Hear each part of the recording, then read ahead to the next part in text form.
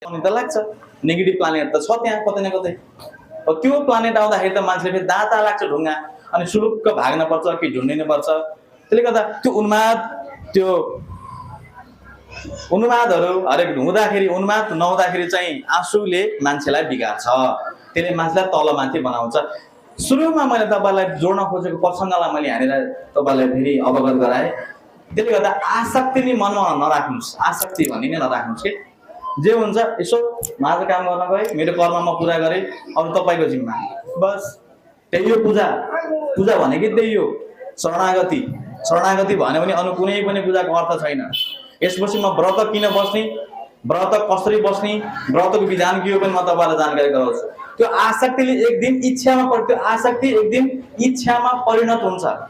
इच्छामा परिणत भइसकेपछि जुन कुरा इच्छा हुन्छ नि, आसक्ति इच्छामा परिणत भइसकेपछि त्यो चाहियो हुन्छ कि हामीलाई।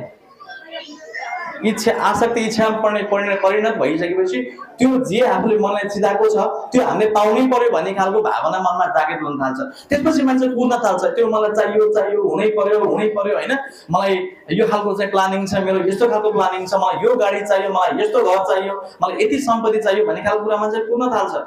त्यो कुद्ने क्रममा यदि त्यसले त्यो इच्छा परिपूर्ण गर्न सकेन भने त्यहाँ क्रोध उत्पन्न हुन्छ। क्रोध, रिस। एउटा बालकले पनि अब यहाँ एउटा के मिठो चिज राख्नुहोस्, बालाको त्यहाँ राख्नुहोस्, बाला कुद्दै जान्छ, त्यो खान पायो भन्दै कुद्छ नि त। किन? त्यसलाई त्यो पाउने इच्छा छ कि खाने मन छ नि त उसलाई एकदम धेरै, त्यसलाई त रोकिदिनुहोस्, रिसाउँछ। क्रोध त हामी पनि, हामीलाई फेरि के हुन्छ, हाम्रो इच्छा ठुला छन्, त्यो ठुलो इच्छालाई प्राप्त गर्नलाई त्यो अगाडि बढ्दै कहिलेकाहीँ केही कुराको बाधा आयो भने हामीलाई पनि रिस उठ्छ, फेरि क्रोध उत्पन्न हुन्छ। क्रोधले के ल्याउँछ? रिसले विस्मृति ल्याउँछ। के सही हो के गलत हो त्यो मान्छेले छुटाउन सक्दैन, विस्मृति। अब विस्मृतिको क्रोधको टाइम बेलामा त मुखमा के निक्लिन्छ के हुन्छ। अब रिसको बेला भने दुःख नमानै भन्न पचास फेरि जय होस्। रिसको बेला कति बेला भनिहालिन्छ, त्यसपछि फेरि एकछिनपछि ओहो म धेरै रिस आयो कि जस्तो हुन्छ नि त हामीलाई। त्यसले गर्दा रिसले कहिले पनि फाइदा गर्दैन। त्यसले गीताको एकदमै मेन कुरा के हो भन्दाखेरि एक समान भएर बस्छ कि एक समान भएर बस्छ। दुःख पर्दा पनि यो मान्छे यस्तै छ, सुखमा पनि यस्तै छ, कष्टमा पनि एउटै छ। एक क्लास भएर बस्यो भने त बेस्ट भयो, सबै कुरा ठिक भयो।